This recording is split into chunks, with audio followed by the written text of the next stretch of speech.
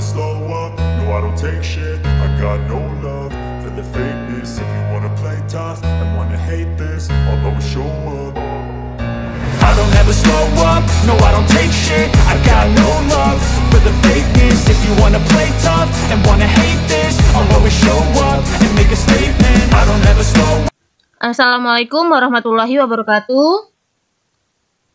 Masih bersama saya Sukma Laili. Untuk kali ini akan membahas sejarah perkembangan akuntansi. Setelah pelajaran, baiknya kita berdoa dahulu menurut agama dan kepercayaan masing-masing.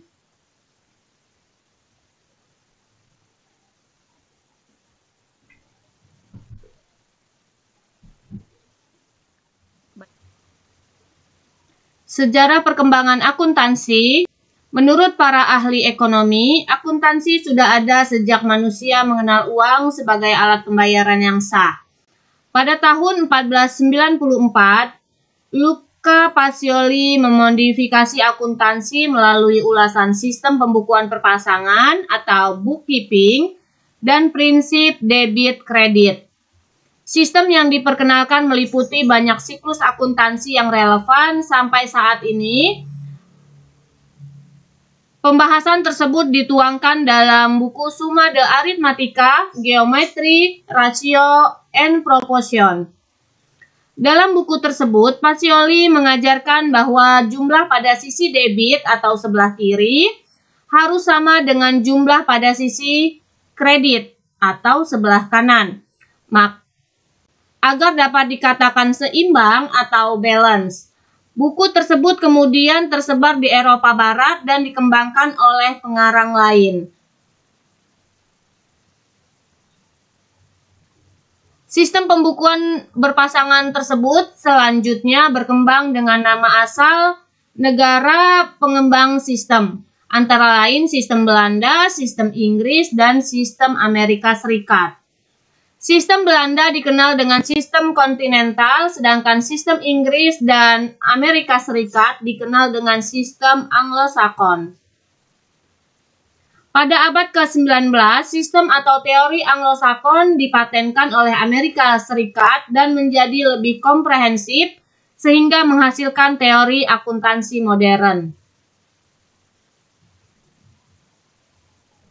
Pada dasarnya, teori akuntansi modern adalah bentuk transformasi teori Anglo-Sakon dengan pengaplikasian teknologi dan perangkat lunak. Teori akuntansi modern membawa banyak perubahan dari sisi efisiensi dan efektivitas pengolahan data keuangan. Oleh karena itu, perkembangan teknologi komputer menyebabkan pengaplikasian teori Anglo-Sakon menjadi lebih mudah dan paling banyak digunakan. Selanjutnya, perkembangan akuntansi di Indonesia. Yang pertama, periode kolonial. Periode kolonial dimulai sejak kedatangan Belanda ke Indonesia pada abad ke-16. Pada saat itu, Belanda membentuk perserikatan dagang dengan nama VOC.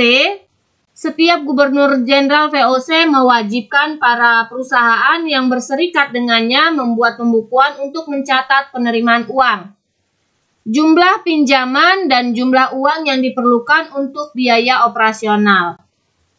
Oleh karena itu, para pedagang Indonesia yang terlibat pada transaksi tersebut mulai mengenal dan mempelajari pembukuan transaksi keuangan. Lalu yang kedua, periode sistem kontinental. Pada tahun 1747, perkembangan sistem akuntansi di Indonesia ditandai dengan ditemukannya sistem pembukuan pada perusahaan Ampion Society di Jakarta.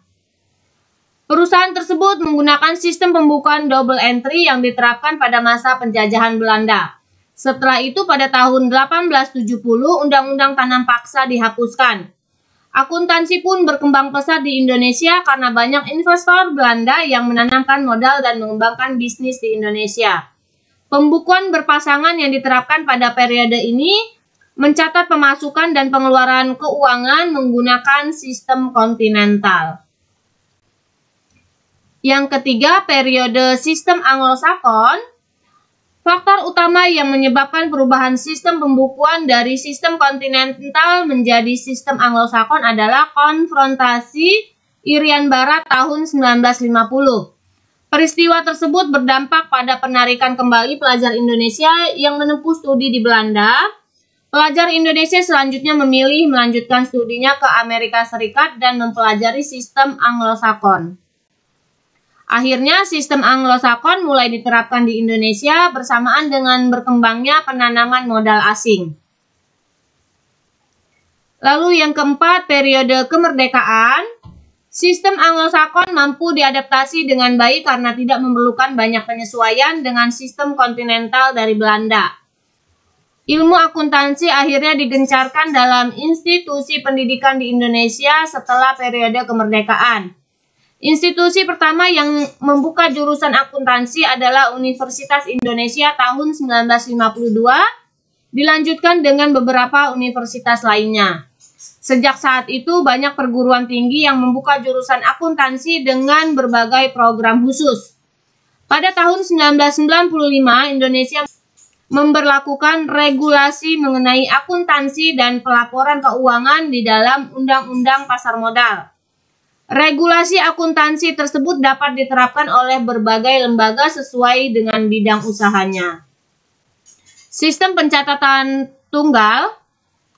Sistem pencatatan tunggal adalah pencatatan transaksi keuangan yang hanya berpengaruh pada kas dan pencatatan transaksi pada bagian lain, seperti kewajiban dan ekuitas akan dipisahkan pada bagian lain.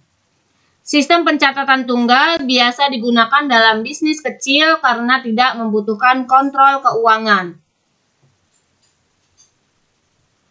Di sini bisa kita lihat kelebihan dan kelemahan sistem pencatatan tunggal. Kelebihan dari sistem pencatatan tunggal yang pertama, pencatatan transaksi sangat sederhana, mudah dalam penyimpanan dokumen, dan tidak membutuhkan keahlian khusus. Biaya penggunaan relatif rendah, laporan keuangan dapat digunakan untuk menghitung dan mengajukan kredit. Kekurangan dari sistem pencatatan tunggal adanya kesulitan dalam mengecek validitas dan akurasi pencatatan setiap transaksi keuangan. Lalu yang kedua, adanya kesulitan dalam mengontrol setiap transaksi keuangan yang terjadi. Dan yang ketiga, informasi keuangan yang diolah dan dihasilkan jauh lebih sedikit sehingga menyulitkan pengguna laporan keuangan. Itulah tadi pembahasan kita tentang sejarah akuntansi dan sejarah akuntansi masuk ke Indonesia. Semoga bermanfaat. Terima kasih. Wassalamualaikum warahmatullahi wabarakatuh.